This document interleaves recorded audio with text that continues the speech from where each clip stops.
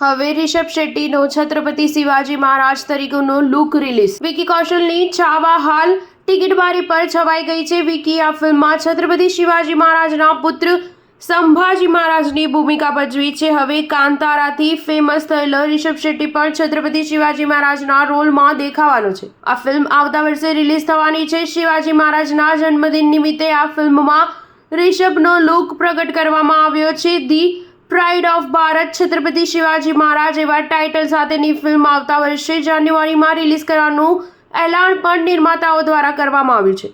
આ ફિલ્મની બાકીની કાસ્ટની કોઈ માહિતી હજુ સુધી અપાઈ નથી। દરમિયાન રિષભ શેટ્ટીની કાંતારાની પ્રિક્વલ આ વર્ષે ઓક્ટોબર માસમાં જ રિલીઝ થવાની છે। આ ઉપરાંત તે જય હનુમાન ફિલ્મમાં હનુમાનજીની ભૂમિકા ભજવવાનો છે।